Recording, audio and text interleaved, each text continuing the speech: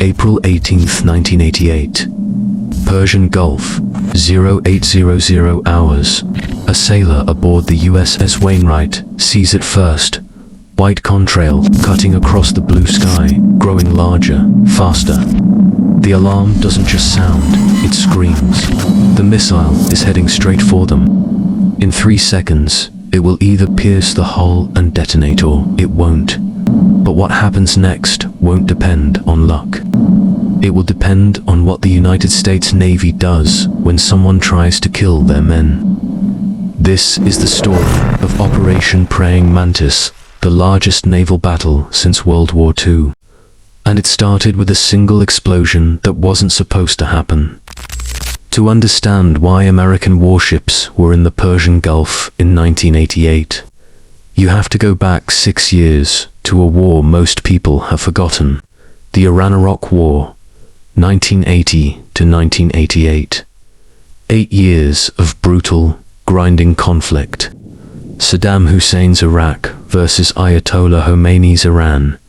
Chemical weapons, human wave attacks, over 1 million dead. But here's the thing, this wasn't just a regional conflict. It was an oil war, and the world was watching. The Persian Gulf is a bottleneck, narrow, crowded, and it carries 20% of the world's oil supply through the Strait of Hormuz. When Iran and Iraq started attacking each other's oil tankers, the global economy felt it. The US response, Operation Earnest Will, starting in 1987, the American Navy would escort reflagged Kuwaiti oil tankers through the Gulf.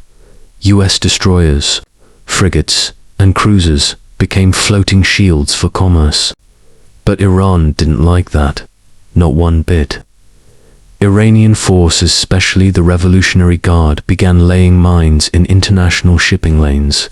Small boats, called bogomas, would swarm tankers. Silkworm missiles were fired from shore batteries. The rules of engagement were clear. Defend the tankers. Don't escalate. But on April 14th, 1988, those rules shattered. The USS Samuel B. Roberts, a guided missile frigate, was patrolling near the Strait of Hormuz when it struck an Iranian mine. The explosion tore a 15-foot hole in the hull. 10 sailors were injured. The ship nearly sank. The mine was Iranian. No question, US intelligence had tracked Iranian mine-laying vessels in the area. The evidence was ironclad. And now, Washington had a decision to make. President Ronald Reagan and his national security team didn't hesitate. The attack on the Samuel B. Roberts wasn't an accident. It was an act of war.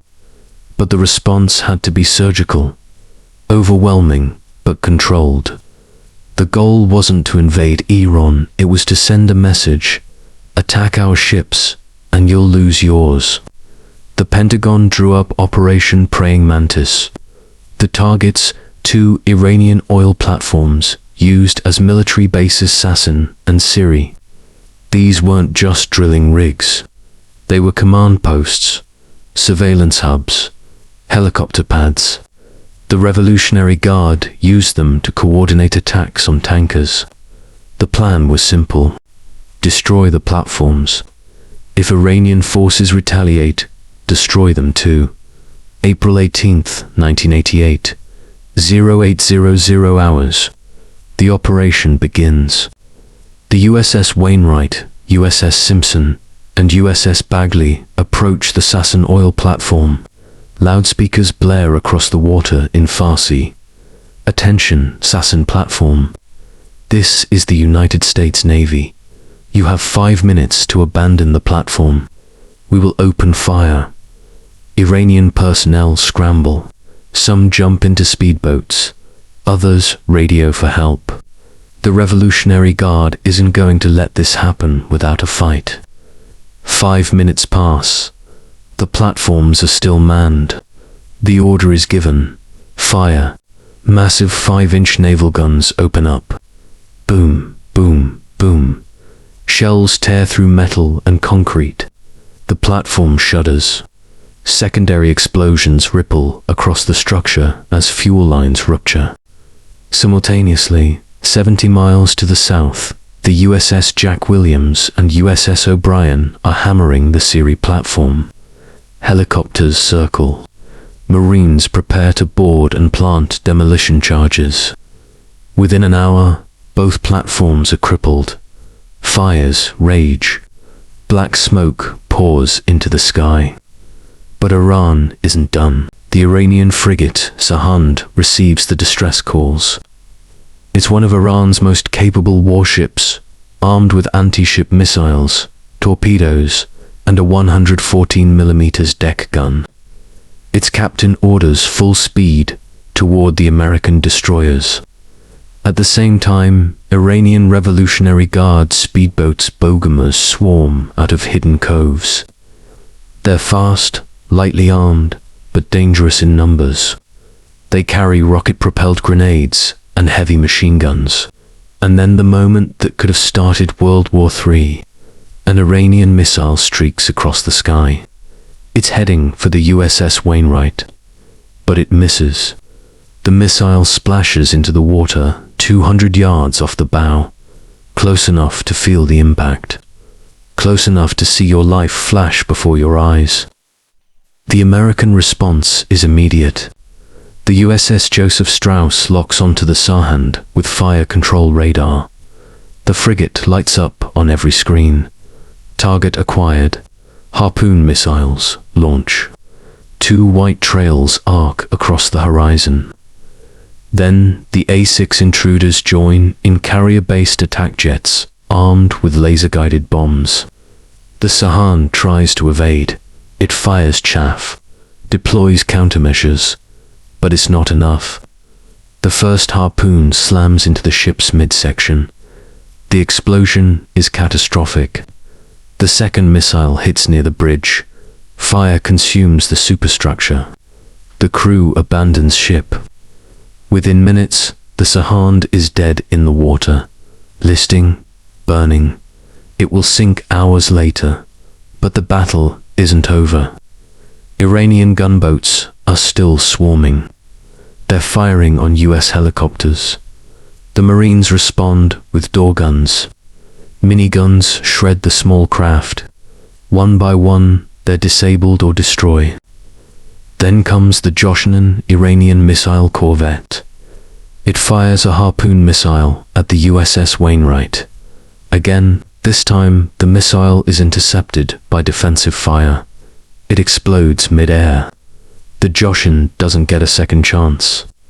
The USS Simpson and USS Wainwright pummel it with gunfire. As 6 intruders drop cluster bombs, the Joshan explodes and sinks in minutes. By 1600 hours, the battle is over. The US Navy suffers 1 minor casualty. A Marine helicopter crashes due to mechanical failure, killing 2 crew members. But no ships are lost. Iran's losses: 2 oil platforms destroyed, 1 frigate sunk, 1 corvette sunk, multiple speedboats obliterated, over 50 Iranian sailors dead. The message is received. Operation Praying Mantis became the largest US naval engagement since World War II. It wasn't just a military victory, it was a demonstration of power. Iran's navy never recovered. The loss of the Sahand and Joshan crippled their ability to project force in the Gulf. The Revolutionary Guard's speedboat tactics became far less aggressive. The mining stopped, but the geopolitical impact was even larger. 3 months later, in July 1988, the Iran-Iraq War ended. Some historians argue that Praying Mantis was the final blow-proof that Iran couldn't win a war against the West and Iraq. Simultaneously, the operation also validated modern naval doctrine: integrated air and sea power, precision strikes, overwhelming response. The US Navy proved it could fight and win in confined, hostile waters. But there was a darker footnote. Just months after Praying Mantis, On July 3, 1988, the USS Vincennes shot down Iran Air Flight 655, civilian Airbus A300, killing 290 people. The Vincennes mistook it for an attacking F-14. The tragedy was a grim reminder. Even in victory, war is chaos. Mistakes happen. Innocents die. Iran never forgot. The animosity deepened, and decades later, US-Iran tensions would flare again in the Strait of Hormuz, the same waters where it all began. War is a conversation written in fire and steel. Every attack is a question. Every retaliation is an answer. On April 18, 1988, Iran asked a question. What will you do if we strike your ships? The United States Navy answered in 8 hours. Operation Praying Mantis wasn't just about revenge. It was about credibility, about drawing a line in the water and daring anyone to cross it. Today, the Persian Gulf remains one of the most militarily tense regions on Earth. US carriers still patrol. Iranian speedboats still probe. Missiles still flash, some hit, some miss.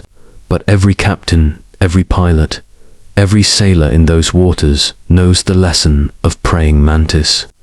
In naval warfare, there are no second chances, only consequences. This is the story of the day a missile missed its target and the retaliation that changed the rules of engagement forever. There are no second chances in naval warfare.